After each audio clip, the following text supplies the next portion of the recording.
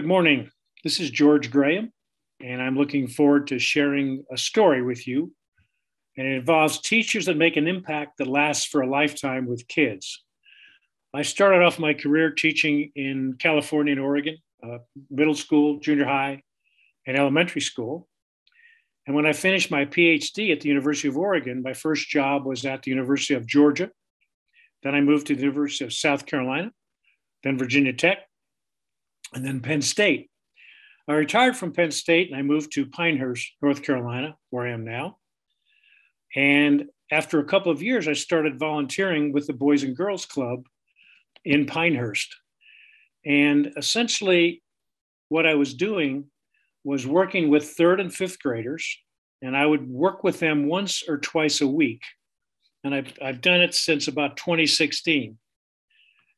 And it's been a real joy for me because I've always, that was my career, working with kids, being around kids.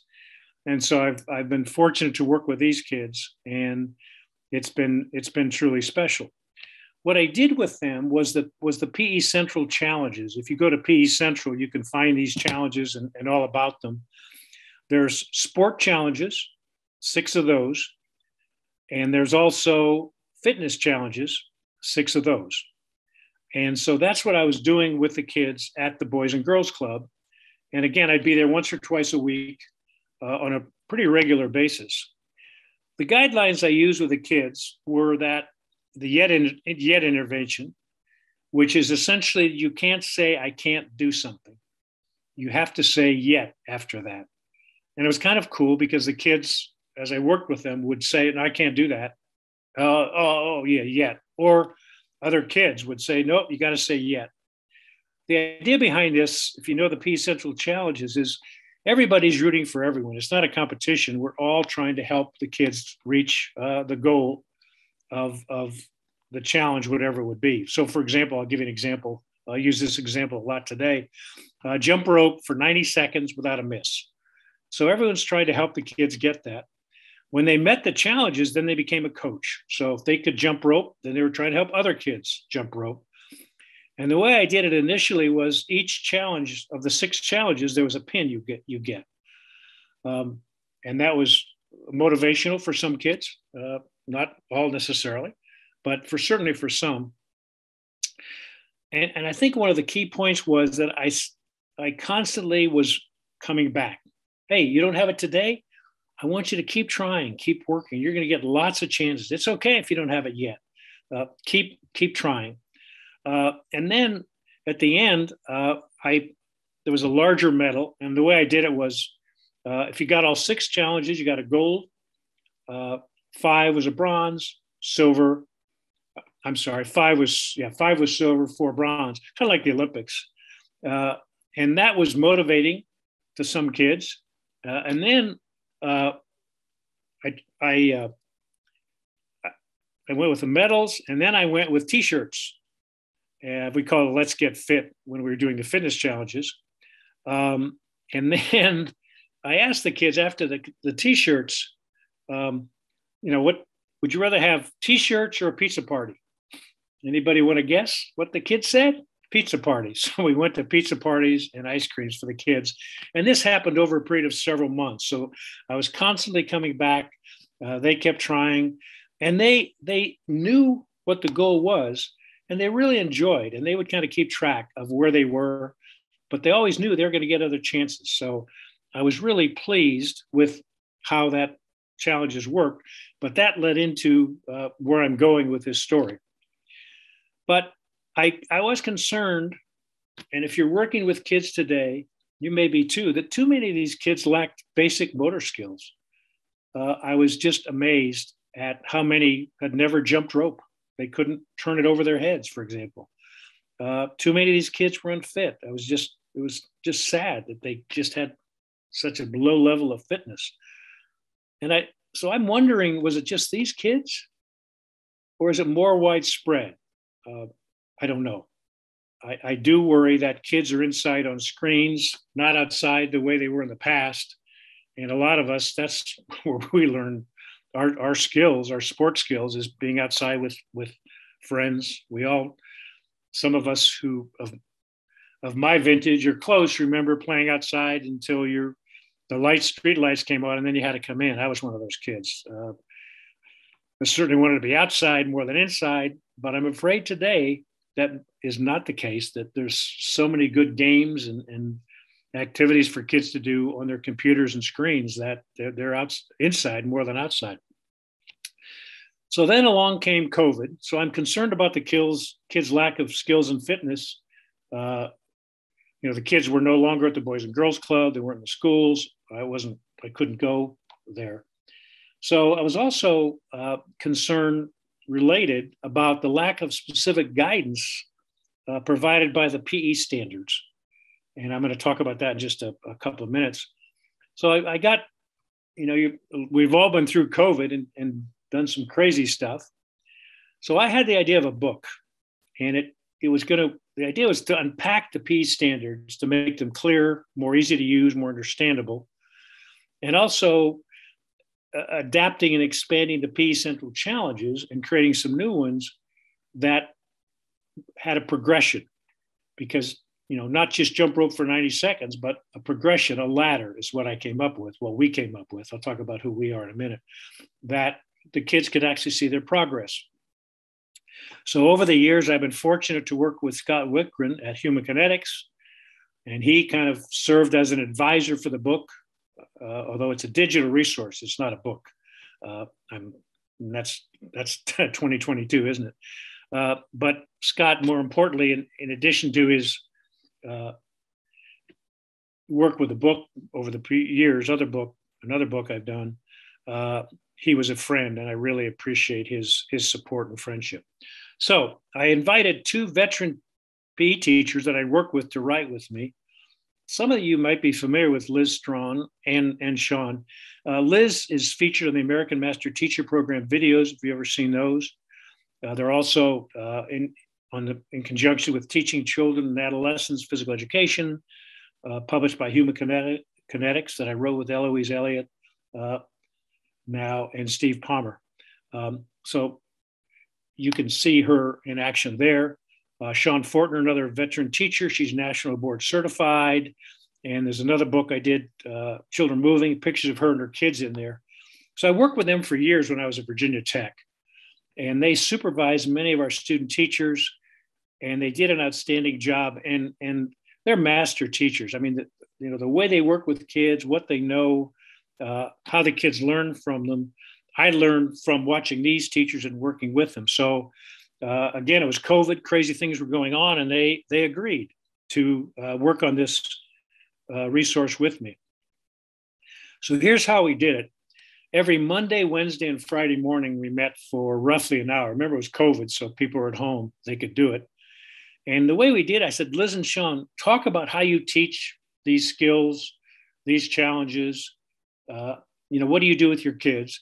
And so they did that. I took notes, and then I would write. And over time, our conversations led us to develop 16 ladders, and each ladder has a 9-step progression. And so we piloted it with kids from Liz's school in Roanoke when we could. Again, it's COVID. It was not easy. And Jack O'Donnell from Richmond, Virginia, he really helped us. He would pilot the ladders with the kids at his school and share input.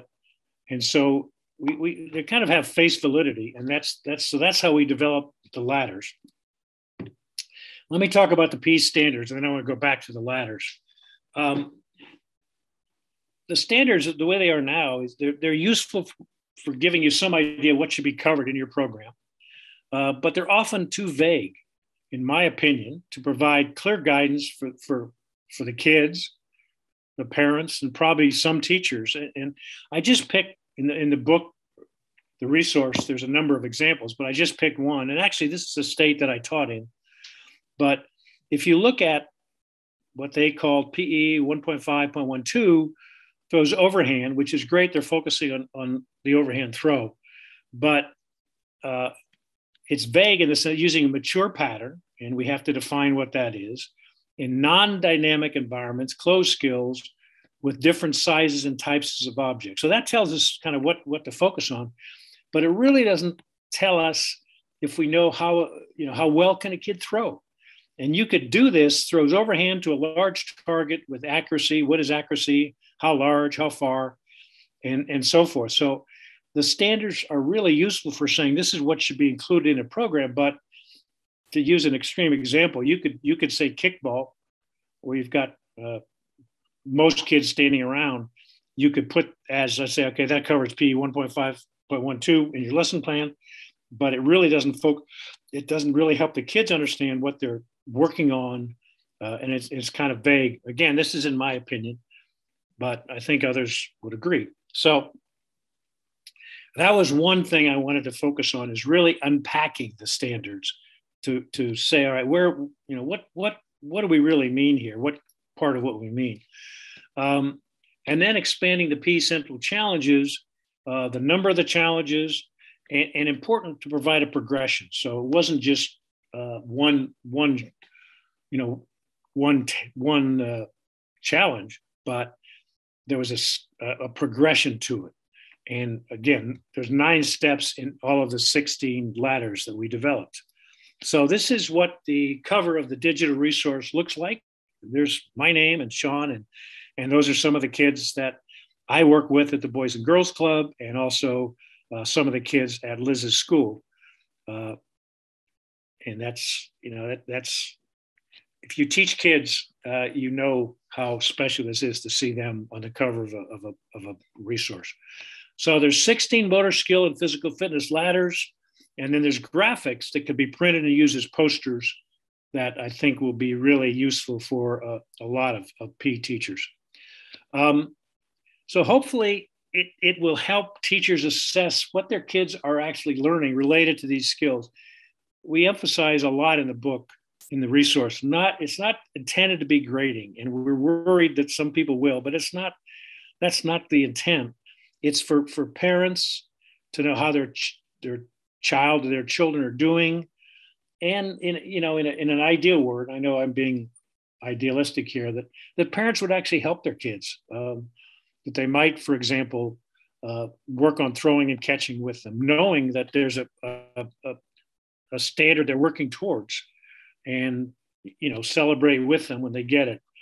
And for the kids with the challenges, the kids like to know what they're working towards, and especially when you create an environment that says, hey, that's okay, you don't have it yet, but keep working and you'll get it. And my experience was the kids really enjoyed that challenge, even though they didn't have it initially, that they knew I was going to come back. They're going to try it again and again. And maybe one of the important things, that lessons, is that kids learn that hard work, staying with it, sticking with it, not quitting, pays off. And so I'd like to think that's one of the things that they learn from my work at the Boys and Girls Club.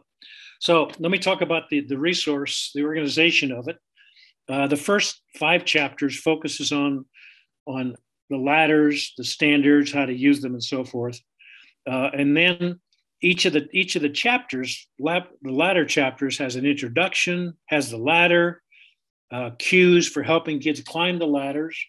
Because unlike teaching the kids the cues first, it's like, all right, you're trying to learn to jump rope. Here's some cues that will help you. And we talk about how to use the cues, and then some tasks, some games, and so forth for teaching the ladders, each of the 16 ladders. So we hope, oops, wrong way. This is what a ladder looks like. And you can see rung 1, 2, 3, 4, up to the top rung, jump a self-turn rope for 90 seconds without a miss. But rung 1, it's a little bit hard to see, but is just turning the rope over the head so that it lands in front. And if you haven't worked with kids, then you say, well, that's too easy. And if you have worked with kids, kindergarten, first graders, you say, oh yeah, they need to learn that. That's just not automatic. And so you can see the progression there. It goes from 15 to 30 and so forth, up to 90. And so that's what the kids would do. And I'm just using jump rope here because it's an easy one to see. And I'll share with you the other ladders. We had 11 sports: kicking, you can see them all there, throwing, catching, basketball, dribbling, basketball, shooting, striking with paddles. I was amazed at how many kids that I work with have no idea about a paddle and how to hold it and how to strike a ball. The challenge there is to just strike the ball continuously, I think for 60 seconds without a miss. And I thought about showing you a video of kids doing this, and they just have no sense at all, no kinesthetic sense of how to do this. Golf we have in there. Some of you may know I'm a golfer. I watched a woman the other evening who obviously had never held a golf club, played, and she continued to just miss the ball. And I could tell she was getting so frustrated with it. And I just thought, wow, if she would have had some experience with a golf club early in her life, then she wouldn't be so frustrated. So these are the 11 we picked. If you were doing the resource, you would pick some other ones. There's no value in these in the sense of one is more important than others. We just started with kicking, but that doesn't mean it's any more important than hockey dribbling or basketball dribbling. So if you're in a school, you would decide which ones of these you want to focus on. Probably not all. There's the fitness ones. 4 of those: planking, jumping jacks, jumping rope, and balancing were 4 we picked as under fitness. And then we had one in dance, and we did dance because we think it's so important. And we chose the electric slide because you can teach it in progressions, and so we have a ladder on the electric slide, and it's a little bit, it's not kind of neat and clean, but again, there's a progression, and at the top of the ladder, the kids are able to do the electric slide on their own. There are probably I'm sure there's other ones, but that for us worked so that the kids could see their progress and they could measure their progress on something like the electric slide. So that's kind of how this all evolved. So I've got some questions for K-12 teachers who might be looking at this symposium.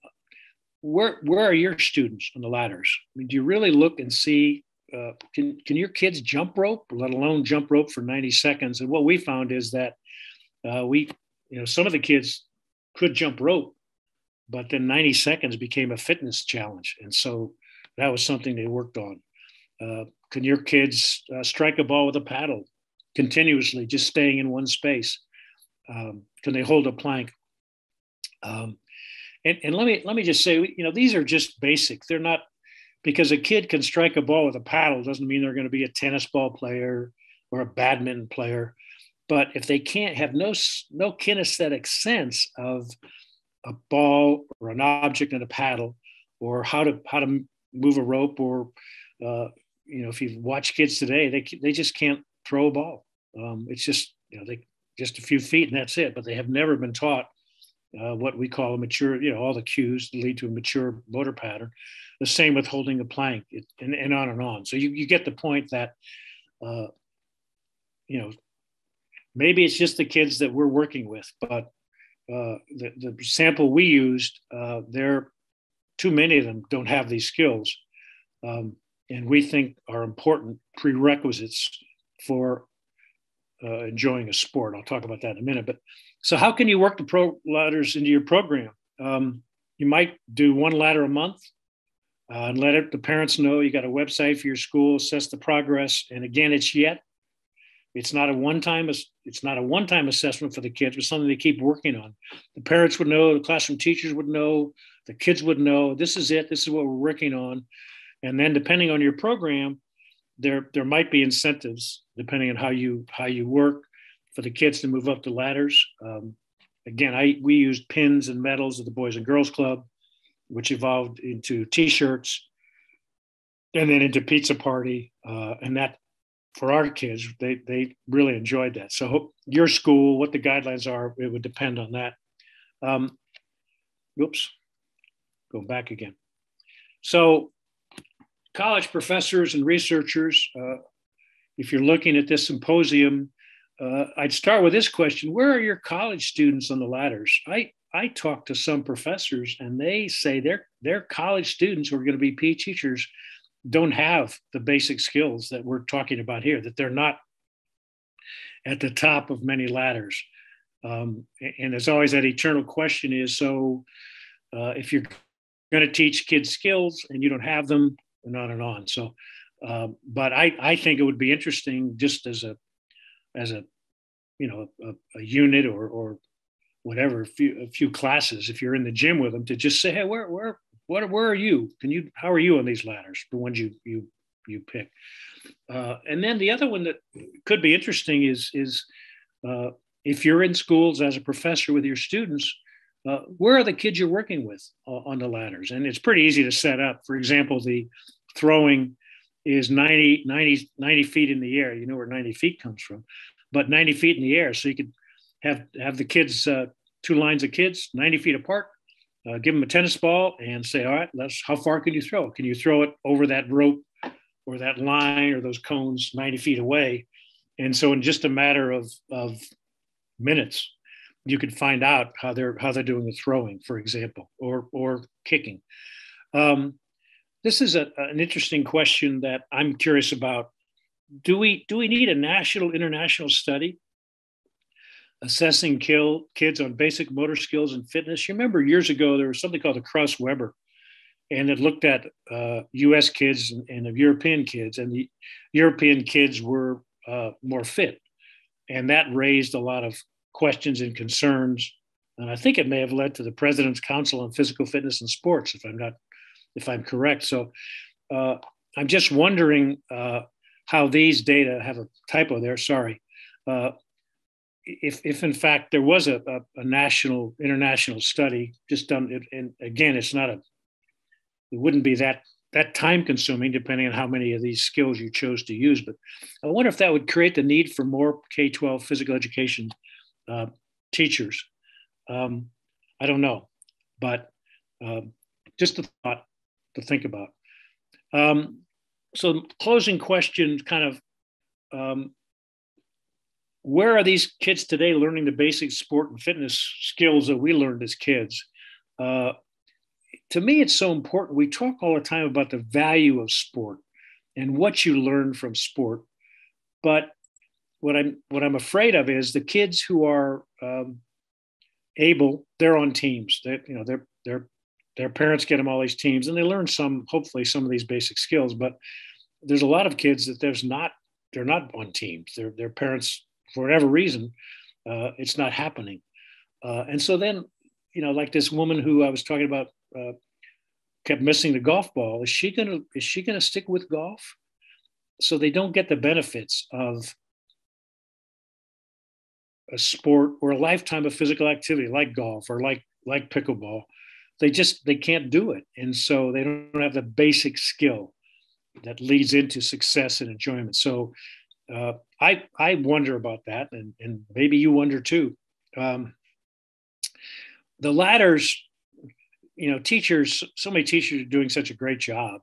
So the ladders don't need to require a lot of class time. It's pretty easy to set them up.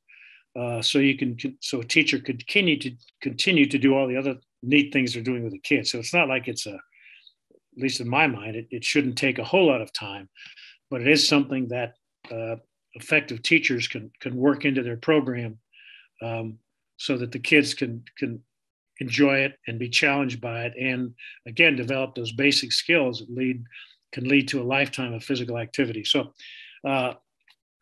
parting thought: I know that a lot of teachers are teaching these skills. I mean, they're really teaching. They're really providing cues. And to me, that's how you can tell if a teacher's teaching is providing feedback. Are you providing feedback to your kids other than the score?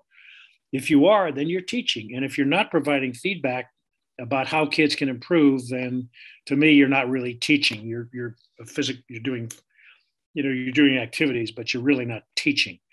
And to those teachers who are really focusing on these skills, among other things, you're giving your students a gift that lasts a lifetime. If you learn to ride a bike, you learn to swim, you can do it. Even though you haven't done it for 10 or 15 years, you can still ride the bike, maybe a little wobbly, but you'll come back. Same with the swim.